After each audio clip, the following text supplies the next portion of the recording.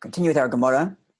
We are Yoma, Ayin Dalad Amud Beis, 74b. The Gemara now settled the issue of the prohibition to eat, drink on Yom Kippur, and we settled that it is indeed prohibited to eat or drink any amount, even though one is only liable for punishment after a certain amount. And we got into a discussion about whether it's biblical or rabbinic, this prohibition to eat even less than the amount required for punishment. And that led us into another discussion, comparing it to other laws of eating chalev, eating fat or blood, or making vows, etc. Now the Gemara gets back to the issue at hand, which is, from where do we derive the prohibition against eating and drinking? We noted here a few times that the verse says, in a number of occasions, you shall inflict pain upon yourself, you shall deny yourself, as part of the way in which one celebrates Yom Kippur. Tanus nafshei seichem, another term for the same thing, but the primary word being used again and again to describe the way in which we mark the day of Yom Kippur is inui, which means affliction or self-denial. And the Gemara is now going to discuss, how do we know that this term, inui, this term of self-affliction or putting oneself through pain, we'll just use the term denying oneself. How do we know that this inui, this denying oneself, is a reference to not eating and drinking? Maybe there are other things a person can do to deny themselves, and maybe that's what the Torah means. Maybe that's what the verse means when it says to mark Yom Kippur by inui, by denying oneself. And here we are, you can see my pointer. Tan Rabbanan, our sages taught this. This is a Mishnaic age text, which elaborates for us. It's not a Mishnah itself, as we've discussed a number of times. It's a Mishnaic age text, which discusses the verses, I should say, using this word inui, using this word self-denial, and we're going to see how we conclude that it means denying oneself food and drink on Yom Kippur. So Tan Rabbanan, our sages taught, the verse reads, Tanu es nafshei seichem, you shall inflict pain upon yourself, deny yourself. Yachal, perhaps, this means literally put yourself through pain. Yeship b'chama, sit in the heat, in the sun. Oibitsin, or sit in the cold. Kadeshi it stars, that you put yourself through pain. Taking the verse on its very, very literal level. Maybe that's what it means. So Talmud Leimar comes the verse and teaches us, and this is the very same verse which says, Tanu es nafshei seichem, that you should inflict pain upon yourself. The same verse reads, V'chol malacha lo yisasu, you shall not do any work. Just like every other holiday, including Shabbos, one does not work. Likewise, in Yom Kippur, one cannot work. Now, ma malacha, just like the prohibition against work is shev, we are required to sit, va'al tais, and not do anything, meaning to say, even though it's a negative commandment, it's a commandment not to do something. So af inoi, the same thing would be the definition of the word earlier in the verse, or the prohibition earlier in the verse. The instruction, not the prohibition, the instruction to inflict pain upon myself, inner nefesh, to inflict pain upon myself, is sheval taisa, should be in the same genre of sitting back and not doing anything. Whereas paining oneself by sitting in the heat or sitting in the cold is not a matter of not doing anything. It means you got to get up and go to some place that inflicts pain upon you. So the pain inflicted here must be denial, not doing something rather than actively doing something to inflict pain. And we know this by comparison to the other prohibition in the verse, where there the prohibition says don't work, and that prohibition is clearly about sitting back and not doing anything. Don't work, so don't do anything. Therefore, the other commandment in the same verse, because they are both in the same context, also means to sit back and do nothing rather than get up and put yourself through pain. Now, what are the kinds of things that would constitute pain, whereas you're not doing anything? Well, not eating and drinking. By denying yourself the things you need to maintain yourself, you are automatically putting yourself through pain. So the way in which to fulfill the commandment, to inflict pain upon yourself, while still maintaining the context in which this commandment comes, which is the context of sitting back and doing nothing, we deny ourselves from eating and drinking. That way we're doing nothing, we're holding back from something, and in that way we will fulfill the commandment to inflict pain upon yourself. That's the end of the Mishnaic text. Now comes the Gemara and analyzes. The Yoma, perhaps we can inflict pain upon ourselves, not by eating or drinking, not by refraining from eating and drinking, I'm sorry. And yet at the same time, you will have fulfilled the context of sitting back and doing nothing, rather than getting up and doing something proactively. So perhaps, if you happen to be sitting in the sun, and it's very hot, maybe he would be told not to, to get up and sit in the shade. Right? So in this case, a person's already in the sun. He's in pain. The verse says to pain yourself, and we've already said the context is pain yourself by doing nothing. Okay, so stay right where you are in the painful position of hanging out in the sun. And likewise, Yassid Batola, he's sitting in the shade or he's sitting indoors, and it's too cold for him. He shouldn't be told, or rather he should be instructed to, you shouldn't be told, to get up, tuv, and sit b'shimsha in the heat, in the sun to warm up. So there is a way in which you can inflict pain upon yourself by having too much heat or cold and yet still maintain not doing anything. How is that? If you're already sitting in a position of pain, either in too much heat or too much cold, stay right there. And therefore we will have fulfilled this requirement that the way in which you inflict pain is by doing nothing. Because I'm doing nothing. I'm sitting in the heat. I'm not getting out of my seat that I was in the heat or in the cold. Says the Gemara, no. You have to stick to the comparison to not working. In the same way we said before that we're comparing the pain infliction to not working, in that not working is a negative action. Don't do something. It's an inaction. So likewise, the inflicting pain has to be an inaction. So likewise, continue to further compare it to the issue of not working. How's that? The commandment to inflict pain upon himself has to indeed be similar to working, or the prohibition against working. Just like when it comes to the prohibition of not working. You don't make any distinction. It's not as if, if you're here, you stop doing that work. If you're there, you stop doing that work. It's across the board. These are the works that are forbidden to do. Don't do it ever. So likewise, the same thing is true of the commandment injunction to inflict pain upon ourselves on Yom Kippur. It cannot be the kind in which you would have distinction. If I'm sitting in the cold, then I stay in the cold and not go to the warmth to warm myself up. If I'm sitting in the heat and I'm too hot, don't go to the cold. And if I'm sitting in neither place that's neither hot nor cold, then I can't be told to get up and go to a place of affliction, because that would be violating the point of the verse, which is to do nothing. So it would mean some people are in pain because they happen to be sitting in the heat and they can't get out of it.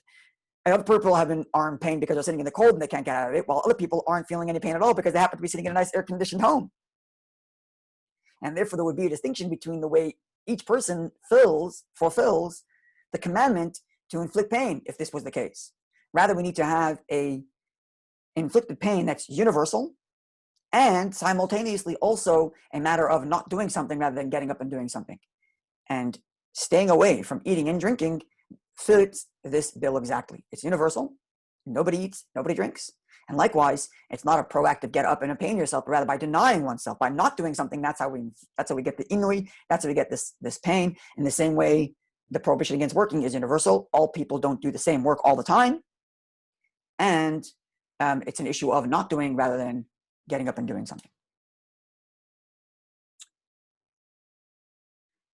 Now, okay, so that's one way in which the Mishnaic age texts come to the conclusion based on the verse that inui, that when the verse commands us to inflict pain, it means denying oneself food and drink. And it basically comes down to comparing it to the other instruction of the same verse, which is not to work. And that we have to fulfill the two requirements, that it be not working, not doing something. And likewise, universal, that all people don't do the same work. It's the same thing. We deny ourselves food and drink. And it's universal. Everybody doesn't eat and doesn't drink, no matter what your circumstance happens to be, with the exception of being sick, which we'll talk about later. Okay, Tanya Yidach, another Mishnaic age text, which comes to the same conclusion, that the verse which says inui, to inflict pain upon yourself, means deny yourself food and drink, but has a different way of getting there. And the way in which it's going to do that is also by comparing it to work, to the prohibition against working, but in a different way, as we shall see. Okay. Tanu is nafsha sheichem. The Mishnaic age text begins with quoting the verse which says, "You shall inflict a pain upon yourself, or deny yourself." Perhaps that means you have to sit in the cold or the hot or the cold, as was the suggestion before. And there you should pain yourself. Talmud Leimar comes the verse and says, "Do not do any work." So this Mishnaic text begins the same way the other Mishnaic text does. It suggests that inflicting pain upon yourself would be to sit in an uncomfortable place, hot or cold. And we say that can't be the case because you have to compare it to the other instruction in the very same verse, which is not to do work. But now let's see the comparison to the prohibition against working here. Ma malacha, just like the prohibition against working on Yom Kippur, is a matter shechayven ala b'makam acher. It's something for which there are other instances where you're also prohibited from working, namely Shabbos. So the same, whatever work exists on Shabbos that you don't work for, use that same one and transpose it to Yom Kippur. So here we see that the prohibition against working on Yom Kippur is transported from the prohibition elsewhere. The prohibition against working on Shabbos is transported to be on Yom Kippur also by virtue of the fact that the same word is employed. Don't do work. And therefore, so too, the commandment to inflict pain upon yourself, in your nefesh, to inflict pain upon yourself on Yom Kippur, should be to refrain from doing something which else you're also obligated to refrain from doing or refrain from eating, and for which you'd be liable also for kares, you'd also be liable for excision. In other words, if the prohibition against working is transported from somewhere else, Shabbos to Yom Kippur, and the things you can't do on Shabbos, you can't do on Yom Kippur. So likewise, the commandment to inflict pain upon yourself, which comes at the pain of the punishment for which would be kares, excision, let's then find somewhere else where you have a prohibition for which, if you violated, you would be liable for kares, and transport that same prohibition to us. Now, what would that be? What other food, what other things, if you were to eat, you would be liable for excision? The Eza, what would that be? Which one is this? Is that pigul v'noiser? These are two things referred to as pigul and noiser. Pigul and noiser are two ways in which an offering can be invalidated. Pigul is if the Kohen who is doing the offering at the time of the offering had the wrong things in mind. He has to have in mind that it's eaten at a certain time and eaten by certain people. And if you had the wrong things in mind, it renders the meat invalid. And if you ate it, whether the owner of the carbon ate it because he's supposed to eat it, or the Kohen, if they ate it, they would be liable for excision. Karet. Likewise, noiser is meat from a carbon that's been left over past the time that's due to be eaten. If someone eats it at that point, also chayav kares, also liable for excision. So this would mean, Avi then, that I would include here in the verse which says to afflict yourself. And because we compared it to the prohibition against working, we're looking for elsewhere in the Torah where we're prohibited from eating something to the point of excision, to the point of being liable for excision.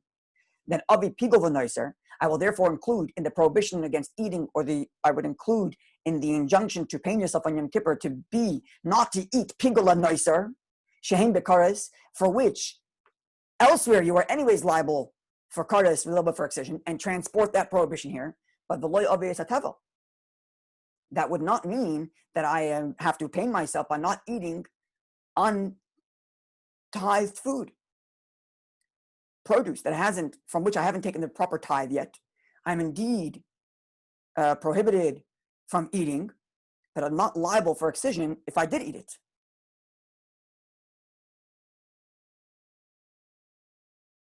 I'm only liable for death at the hands of heaven. So karet and death at the heaven sound the same, but actually excision is much more than that, because excision is a punishment of the soul, not just the body, whereas death at the hands of heaven is just the body, not the soul. So one who eats pigul and noiser is liable for excision. That would be the simplest way, the simplest prohibition to transpose to Yom Kippur, and at Yom Kippur you're not allowed to eat pigul and noiser. But who says I should incorporate there that I cannot eat on Yom Kippur untithed produce, for which I am she'ene bekares, for which I'm not liable for excision. I'm only liable for death at the hands of heaven, which is a lesser punishment at the hands of heaven. And therefore, says the Gemara, Talmud Daimar, comes the verse and says, Tanu, it indeed says you shall inflict pain upon yourself. That was the verse we quoted earlier. But it also says, the nisim es nafshesechem. There's another verse elsewhere which says, and you shall inflict pain upon yourself. And there it's nisim in the plural, and nafshesechem, yourselves in the plural. Before nafshesechem was also in the plural, and so is Tanu. But the point is, in nisim es nafshesechem, there is a double expression, riba. it comes to incorporate and broaden the tent of things through which you shall inflict pain upon yourself, and therefore it's not limited to only things which elsewhere you're anyways liable for karet, for excision, but even would also include not eating untithed food for which I would be otherwise liable for death at the hands of heaven, not excision. Now, says the Gemara, 1 second, but maybe I can still limit it. Avi, I will include within the injunction to inflict pain upon myself the prohibition against tevel, against eating untithed food, shuba misa. At least there's the punishment of that death at the hands of heaven. So at least there's some comparison to the Yom Kippur model. But v'loy avi, I should not include in the instruction to inflict pain upon myself as nevela, eating of a dead carcass which hasn't been properly slaughtered, she'ein b'misa, for which there is no punishment of capital punishment. In other words, if it's the same model again and again, if the verse which says to inflict pain upon yourself, because we're comparing it to not working, and not working is a transposed prohibition of not working on Shabbos, transposed to Yom Kippur. So likewise, the instruction to inflict pain upon yourself should be transposed from somewhere else, which have similar punishment. First we said, okay, let's find something that has the exact same punishment. Eating pigul and noiser has the same exact punishment. Okay, so then on Yom Kippur, you're prohibited from eating pigul and noiser. But there's another verse which expands, right? There's a verse which says, you shall inflict pain upon yourself in a more broad term, because it's a double expression. Therefore, it comes to broaden the tent of things that I have to inflict. I have to inflict pain upon myself. I have to deny myself of more things, namely other things for which I would be liable for death, even if it's not kares. What would that be? That would be eating untithed produce. So maybe it's limited. Therefore, the prohibition of eating Yom Kippur would be limited to things which elsewhere are anyways liable for death at the hands of heaven. And therefore, Talmud comes the verse and says, Tanu, inflict pain upon yourself, and double expression, you should inflict pain upon yourself. Double expression. Riba, it comes to include. In other words, what the Gemara is telling us is that these term, inflict pain upon yourself, is such a broad term that it includes all kinds of eatings. But we're kind of going step by step into gradually getting to more inclusive things that I cannot eat. Starting with first things for which you are liable for excision, pigul and noiser, then expanding it to untithe, for which I'm liable for the death at the hands of heaven, and now we're adding something else, obvious and avela, and therefore I'm also going to include eating an unslaughtered animal, shubalav, which is a violation of a prohibition, but v'loy avi, I still haven't included yet esachulin, eating regular food which I've taken the tithe from it, I've done everything I have to, it's just normal food. She'ein balav, there's no prohibition against eating that. So maybe that's not included in the Yom Kippur injunction to inflict pain. And again, Talmud Leimar, the verse says, Tanu, inflict pain upon yourself, a double expression of inflicting pain upon yourself. Riba comes to include things that are permissible to eat otherwise. But avi hacholin, maybe the commandment to inflict pain upon yourself includes normal, ordinary food, for which there is no commandment to eat. Regular food from which I've taken tithe, it's ready for you to eat. Yes, I'm not obligated to eat it.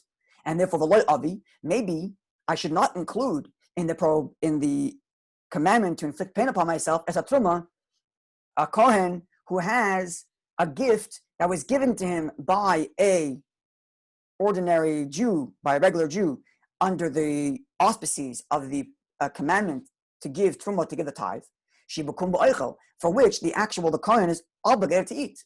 So maybe when the verse says on Yom Kippur to pain yourself, it's talking about paining yourself from things that you're allowed to eat, and paining yourself from things that otherwise you're not allowed to eat anyway. But maybe if the Torah says go ahead and eat it, like truma, the Kohen's obligated to eat the truma, to eat those gifts. Maybe that he's supposed to eat on Yom Kippur. Talmud Leimar, again, the verse says the Gemara note, the verse says, Tanu v'nisim es nafshesechem, a double expression of telling ourselves to inflict ourselves. Riba comes to include. It comes to broaden the tent of things for which I have to inflict pain upon myself, and I have to, as a Kohen, if I were a Kohen, I would have to deny myself eating truma, even though ordinarily I'm obligated to eat it. Now, avri, maybe I would say, avi is a truma, I will include teruma, I will include these gifts that the Kohen has to deny himself from eating those on Yom Kippur. Why? Because there's no prohibition against leaving it later. There's no timeline for when the Kohen has to eat truma. He can eat it whenever he wants. And therefore, okay, don't eat it on Yom Kippur, but eat it the next day. But v'loy obvious akachim, don't include here kachim. Kachim are, we mentioned this in the previous Gemara we learned in Sanhedrin. Kachim are animals that have been offered in the temple, and they shehem b'bal teisiru. There's a prohibition against leaving it over time. Right? We mentioned before Noisa, the prohibition of leaving meat from a carbon past its due time to be eaten. So maybe a person might think, well, hold on a second. This meat that I have here, I am obligated not to leave it over. If I don't eat it on Yom Kippur, it's going to be left over. So maybe I should eat it on Yom Kippur. Talmud comes the verse and says, the verse is a double expression of telling you to inflict pain upon yourself. Riba comes to include. All to say, this concludes this section of the Mishnaic H text. All to say that when the verse has a double expression of inflicted pain upon yourself, it's there to tell you that there is no thing which you can find some way out and say, oh, Torah doesn't mean this. If I want, I can eat this. I can eat my truma because I'm obligated to do it. The verse only means things which anyways you're obligated to, you're anyways liable for excision. You're anyways liable for death, and therefore you can't eat in Yom Kippur. You're anyways violating a commandment, therefore you can't eat in Yom Kippur. And all the various different levels that the Mishnah went through. The bottom line is, because the verse says a double expression, inflict pain upon yourself, that is there to solidify the notion that there is no way of getting out of it. All forms of denying yourself in terms of eating must be adhered to, and therefore no matter what kind of food it is, even if you're obligated to do so, and even if there's a time limit, and you must eat it before a certain date, still on Yom Kippur you may not eat it. Then the Mishnaic H text continues. You can see my pointer, it's here. Here we are. And if you were to come up with some retort to dismantle the argument that we just made out at length, if somehow you were to say that the double expression of inflicting pain upon yourself is not there to be so inclusive, I have another proof to tell you that you must deny yourself all kinds of eating. How? Because the verse reads, in the end of the verse, after the verse says you should deny yourself on Yom Kippur, you should inflict pain upon yourself, it says, in describing karet and describing excision, it says, and I will make that soul get lost from the people. God says, I will make that soul get lost. This is a description of excision. So because the punishment is described in terms of making the soul get lost, inui, therefore the injunction itself, the commandment itself to inflict pain upon yourself has to be the kind of infliction which causes the soul to get lost. What's the kind of infliction which causes your soul to get lost, or the kind of self-denial that would cause your soul to get lost? Is food and drink. The most basic thing a person needs to sustain himself is food and drink. And if we're denying oneself food and drink, is kind of like causing my soul to go out. So here you see already this halachic indication to the notion that denying oneself food and drink in Yom Kippur is, yes, it's about denying the body, but it's also about freeing the soul, if you will. The soul, Yom Kippur is a soulful day. It's a day when we are nourished and live on our soul. We pray, we spend our day in meditation, connecting to God, and prayer, and song, and synagogue. And therefore, the denying of the body is not just about causing oneself pain, but about making the kind of pain of the body which lets the soul go out. Literally it means it causes the soul to leave the body because one doesn't eat, God forbid. But it also means to let the soul, perhaps it also could mean letting the soul expression beyond the trappings of what the body commands it to do.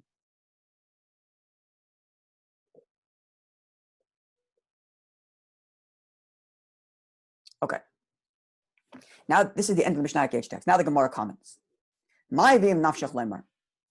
What is this thing? The Mishnah H text said, if you are going to come up with a retort to undermine the proof that because the Torah says double expression of inflict pain upon yourself, therefore it means to include all types. If you were to retort against that, we have another proof that the denying oneself, the commandment to deny oneself, means to not eat and drink, because we're comparing it to the punishment, where the punishment is making the soul get lost, and therefore the injunction against the injunction to deny oneself, to inflict pain on oneself, is the kind that would cause the soul to get lost, the soul to leave, which means not to eat and drink. Now, what would be the retort to the first proof? The first proof that there's a double expression of inflicting pain upon yourself, and therefore means all kinds of eating. What's the counter argument that one might think for which we need a second proof? Says the Gemara, because you might have said, you might have said that when the verse says To deny yourself, it means to deny yourself marital relations. And therefore, the entire description here of, and then we would have said that the double expression of denying yourself marital relations means to deny all kinds of marital relations, even marital relations that you're forbidden to do to begin with, and marital relations with one's own wife, which you are permitted to do ordinarily. And that would have been the double expression. And therefore, says the Gemara, therefore the Mishnah H text have to bring a second proof where from the punishment, because the verse says that the punishment is that God's going to make that soul get lost, and therefore the injunction to inflict pain upon yourself, is the kind for which there would be losing one's soul, namely the ezeh. And what is that? This is the denial of eating and drinking. Okay, so far we had two Mishnaic age texts which came to the same conclusion that when the verse says to deny oneself, to inflict pain upon oneself, it means to deny eating and drinking, and two different ways to get there, or actually three different ways to get there. The first one was we compared it to the other prohibition in the verse, which was not to do work. And the same way not doing work is not an act of denial, but the lack of doing something. Don't work. So likewise, the inflicting of pain is not to do something, not eating and drinking. And the not working is universal. Everybody doesn't work all the time, the same work. Likewise, eating and drinking is universal as opposed to sitting in the cold or sitting in the hot, which is not universal, because if I happen to be in an air-conditioned room, I don't have any of those. Proof number two was the verse says a double expression of, the same way the prohibition against the working is transposed from the work of Shabbos. Don't work on Shabbos is transposed to not work on Yom Kippur. So likewise, the inflicting pain for which one's liable for excision is transposed from other prohibitions against eating, for which there is excision, which is pigul and noiser, those invalid karbanos, those invalid sacrifices. But the fact that the verse is a double expression of inflicting pain comes to expand all kinds of eating. That's proof number two. And proof number three is we're comparing it to the punishment. The punishment is God says, I'm going to make the soul get lost.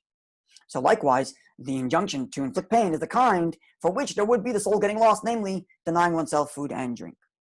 Because those are the basic needs for living. Now the Gemara gives other ways in which we come to the conclusion, a fourth way in which we come to the conclusion that the injunction to inui, to inflict pain upon yourself, means to deny oneself food and drink. And the way the Gemara is going to do that now is by comparing it to other places in the verse where the same terminology is used, the same terminology inui, the same terminology of inflicting pain is used. And over there they're used in the context of not eating and drinking. And it says like this: the Veda Bishmal Tana, see my pointer, it's here. The Veda Bishmal Tana, in the house of Rabbi Shmuel, was taught. Nemar Khan, it says here with respect to Yom Kippur Inui, you have to inflict pain upon yourself using this term Inui. The Nemar Lahalan, and it says elsewhere Inui. It also says the word Inui. Later on in the verse it says Inui, to inflicting pain, Malahalan. And just like later on in the verse, when it uses the term Inui, it uses the term inflicting pain, and it means to starve oneself. Afkan, so too here when it comes to Yom Kippur, and it says Inui, and it says to inflict pain upon yourself, it means and it means starving oneself. Which verse is it talking about? So Rashi tells us to look in Deuteronomy, and we have it here. The verse reads in Deuteronomy chapter 8. Kol ha-mitzvah, asher anoich mitzav chayim, this commandment that I give you today, tishmun and lasses, which you shall guard to keep, the mantichim, so that you shall live. This is in Ekev. Or revisim, and you will prosper, uvassim, and you will arrive, yidishtim, and you will inherit this the land that shenishba la'Hashem l'veiseichem, which God promised your forefathers. But when you're there, says God, when you're there, you shall remember this journey we took in the desert together, says God. Which God your Lord took you on. Now for 40 years, Bamidbar in the desert. Why did God take you in the desert for 40 years? To put you through hardships and to test you, to know, to know what's in your heart.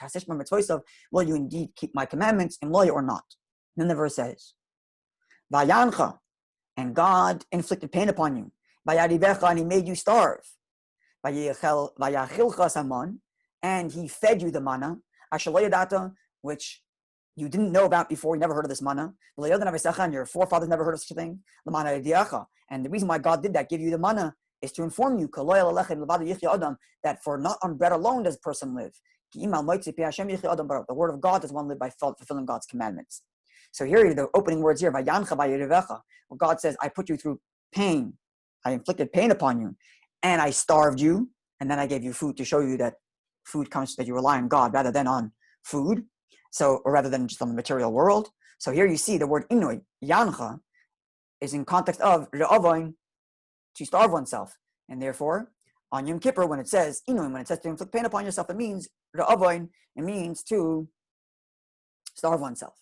Now the Gemara is going to compare it to other places where it says inoi, where it says inflicting pain, and there it does not mean starving oneself, it means other thing. And if the Gemara says like this, here my pointer, V'nelef, let us derive the word inoi, the word infliction, mean tanes benoisai, where the verse says, if you shall cause pain to my daughters. What's this? This is a verse in Genesis. If I can get it.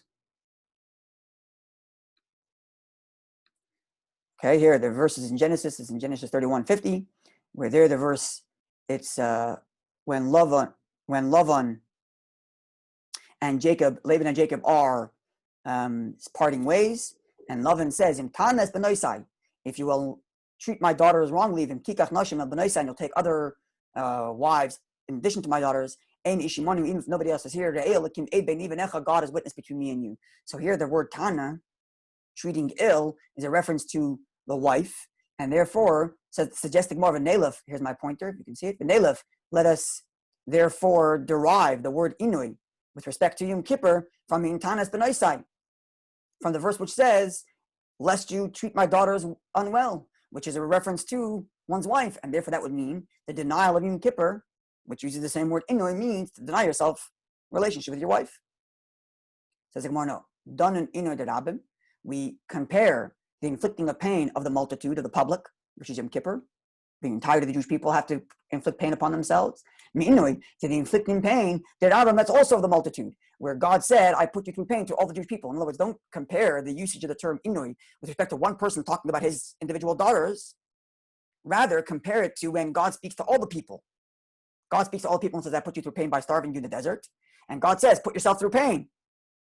So it's God speaking to all the people. Compare those two. And therefore, the word inui by Yom Kippur means denying oneself from eating any food, in the same way when God spoke to all the people and he said, I put you through pain, it meant I starved you. And we should not derive God speaking about inflicting pain upon a public, upon all of you people, from the inflicting pain of one singular person to his wives, or love and protecting his daughters from the pain of one person.